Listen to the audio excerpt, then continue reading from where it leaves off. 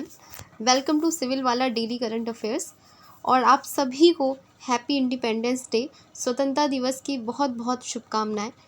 क्योंकि हम ज़्यादा अच्छे से समझ सकते हैं, हम प्रिपरेशन वाले लोग, कि कितनी ज़्यादा जो है बलिदान दिया है लोगों ने, कितने जो है स्वतंत्रता सेनानी वीरांगनाएं जिन्होंने फ्रीडम स्ट्रगल में पार्ट लिया है, अपनी जान गंवाई है, तब जा कर के हमें कहीं ये इंडिपेंडेंस मिली है, जिसको हम बहुत फॉर ग्रांटेड भी ले लेते हैं।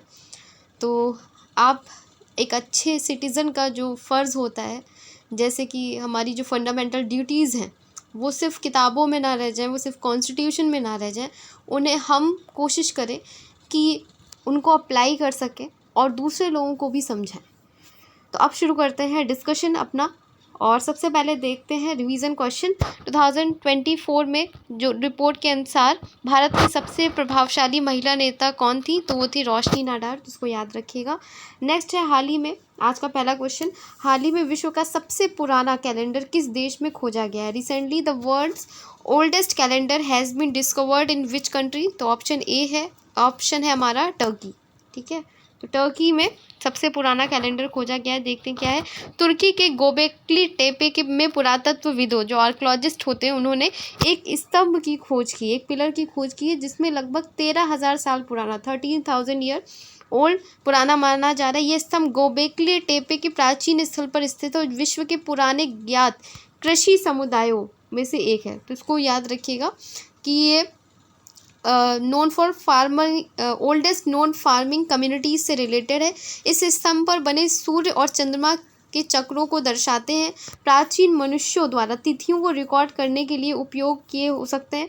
और इन चिन्हों में ग्रीष्म संक्रांति जो होता है हमारा, को विशेष दिन के रूप में दर्शाया गया है, जो समर सॉल्स्टाइस होता है हमारा, जिसे एक पक्षी के आकार के जीव की गर्दन के चारों ओर वी के रूप में देखा गया है। तो इन्होंने ग्रीष्म संक्रांति जो हमारी होती है उसको भी मेन फोकस में किया, और कहाँ खोजा गया है? टर्की में खोजा गया है।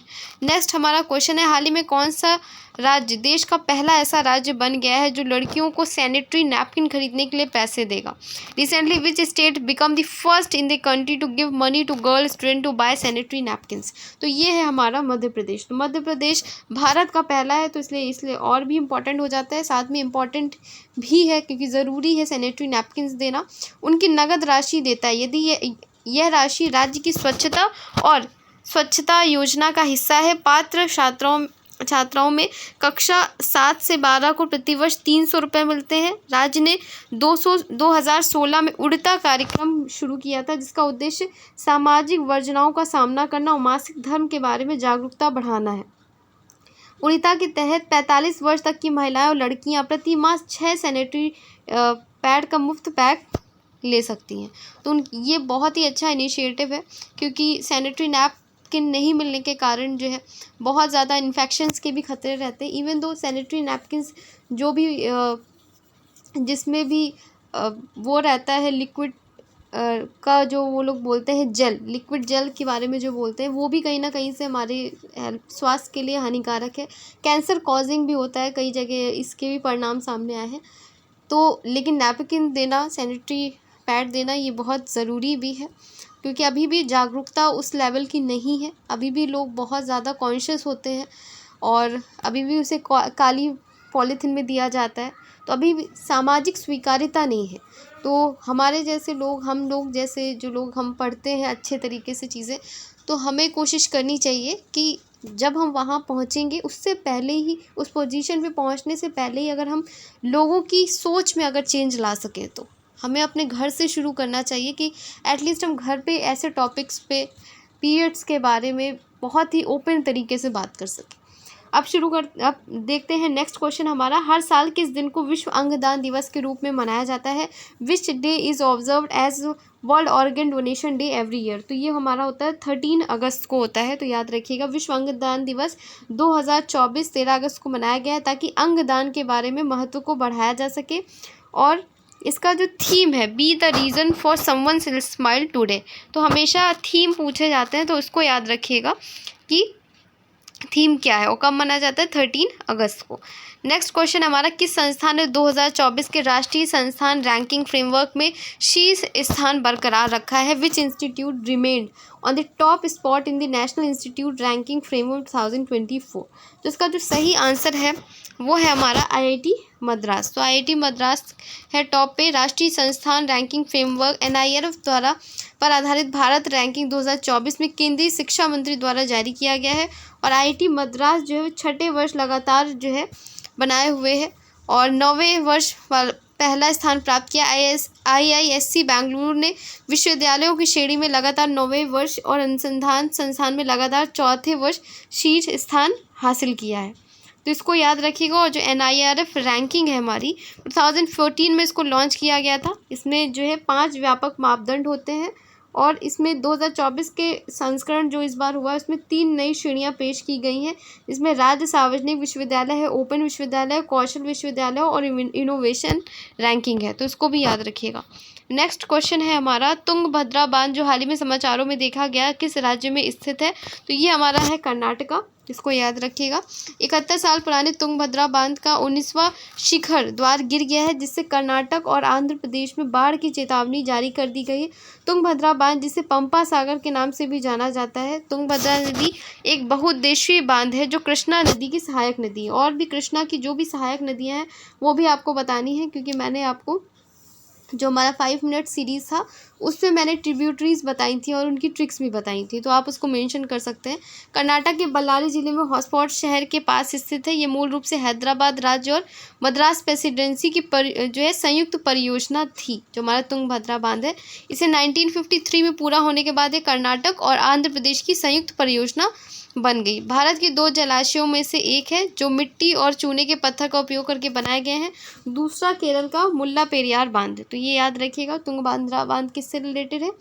हमारा कर्नाटक से रिलेटेड है और ये कृष्णा की ट्रिब्यूटरी है, सहायक नदी है। इसके अलावा जो कौन सी कृष्णा की ट्रिब्यूटरी हैं और क्या ट्रिक मैंने बताई थी आप उसे मेंशन करिएगा। नेक्स्ट क्वेश्चन है हमारा, अगस्त 2024 में भारत और किस देश ने 1000 नागरिक सेवाओं को प्रशिक्षण को बढ़ावा देने के लिए अपने समझौता ज्ञापन का नवीकरण किया? In August 2024 India and which country have renewed their MOU to booster the training of 1000 civil servants. तो ये भारत और मालदीव के बीच में हुआ है। ये भारत और मालदीव ने के नागरिक सेवकों को प्रशिक्षण और बढ़ावा देने के लिए अपने समझौता ज्ञापन का नवीनीकरण किया है। तो इसको याद रखिएगा।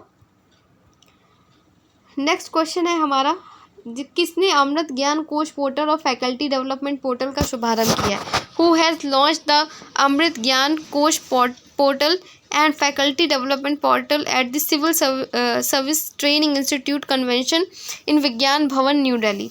तो इसका सही आंसर है जितेंद्र सिंह ने अमृत ज्ञान कोश और फैकल्टी डेवलपमेंट पोर्टल का शुभारंभ किया है।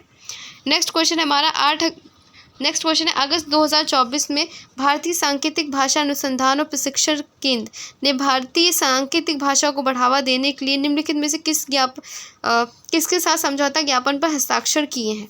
तो किसके साथ किए हैं? SLRTC and army welfare association sign MOU to promote Indian sign language of army welfare association ने भारतीय सांकेतिक भाषा को बढ़ावा देने के लिए समझौता ज्ञापन पर हस्ताक्षर किए। अगर हम रिसेंट जो भी MOUs हुए हैं, समझौते हुए, अगर उन्हें देखते हैं तो BIS ने मानकीकरण को बढ़ावा देने के लिए भारतीय विज्ञान संस्थान बेंगलुरु के साथ समझौता किया है। इसके अलावा IGNCA ने भारतीय कला और संस्कृति को लोगों के लिए सुलभ बनाने के लिए संसद TV के साथ समझौता किया है। सिस्को और टाटा कम्युनिकेशन ने भारत वेबएक्स कॉलिंग लॉन्च के लिए साझेदारी की है। एम्स नई दिल्ली ने university of Bolton institute of medicine के साथ समझौता ज्ञापन पर हस्ताक्षर किए हैं। और नेक्स्ट है हमारा महिंद्रा एंड महिंद्रा ने ड्रोन दीदी पायलट प्रोजेक्ट के लिए MSDE के साथ समझौता ज्ञापन पर हस्ताक्षर किए। तो जो रिसेंट हमारे MOUs थे वो मैंने यहाँ रिवाइज करा दिए। नेक्स्ट क्वेश्चन हमारा, किस राज्य सरकार ने बाल विवाह को खत्म करने और लड़कियों की शिक्षा को बढ़ावा देने के लिए निजुत मोइना योजना शुरू की है? Which state government has launched Nijut Moina scheme an initiative aim to eradicating child marriages by empowering female students and promoting education over early ages? तो ये इसका आंसर है हमारा असम से रिलेटेड है। और कल जैसे मैंने आपको बताया भी था कि इराक में जो है बहुत कम कर दी गई जो है एज कर दी गई है, वो चाइल्ड मैरिज ही जैसा है, 9 ईयर्स में शादी करना। Nijut Moina scheme to boost girls education and combat child marriage, तो इसका उद्देश्य यही कि बाल विवाह को खत्म करना और लड़कियों की शिक्षा को बढ़ावा देना। असम के मुख्यमंत्री हेमंत बिस्व शर्मा ने निजुत मोइना की शुरुआत की है और उद्देश्य वही बाल विवाह को खत्म करना है और लड़कियों की शिक्षा को बढ़ावा देना है। नेक्स्ट क्वेश्चन है हमारा, पेरिस ओलंपिक 2024 में भाला फेंक में स्वर्ण पदक जीता है किसने? अरशद नदीम ने, और वहाँ की जो पाकिस्तानी सरकार है उसके द्वारा हिलाल ए इम्तियाज़ से सम्मानित किया जाएगा। हिलाल ए इम्तियाज़ पाकिस्तान की स्वीकार किया जाने वाला कौन सा जो है नागरिक पुरस्कार है? तो ये एथलीट है अरशद नदीम, जो भाला फेंक है, जैवलिन थ्रो में इन्होंने गोल्ड जीता है, उनको पुरस्कार दिया जाएगा और ये वहाँ का दिया जाने वाला दूसरा सबसे बड़ा नागरिक पुरस्कार है। तो ये याद रखिएगा, पहला नहीं दूसरा नागरिक पुरस्कार है। अगर हम हालिया पुरस्कार देखते हैं तो grand collar of the order of Timor Leste किसको मिला है? राष्ट्रपति द्रौपदी मुर्मू को। कैंपेनियन ऑर्डर ऑफ फिजी, ये भी द्रौपदी मुर्मू को मिला है। पी वेंकैया एपिग्राफी पुरस्कार मिला है वी वेदाचलम को। पर्यावरण पहल के लिए ग्लोबल वाटर टेक अवार्ड मिला है दिल्ली मेट्रो को। पेरिस के ग्रेवन म्यूजियम द्वारा अनुकूलित सोने के सिक्के मिले हैं किसको? शाहरुख खान को।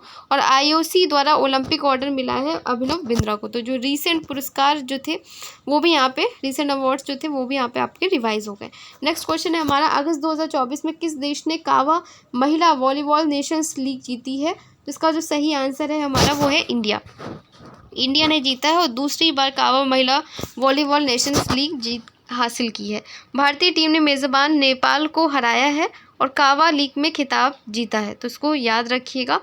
और देखते हैं टेस्ट क्वेश्चन आज का, अगस्त 2024 में भारत और किस देश ने 1000 नागरिक सेवकों को प्रशिक्षण को बढ़ावा देने के लिए अपने समझौता ज्ञापन पर का नवीनीकरण किया है? तो इसका आंसर आपको कमेंट सेक्शन में करना है। बाकी जो मैंने क्वेश्चन पूछा है आपसे वो भी बताइएगा।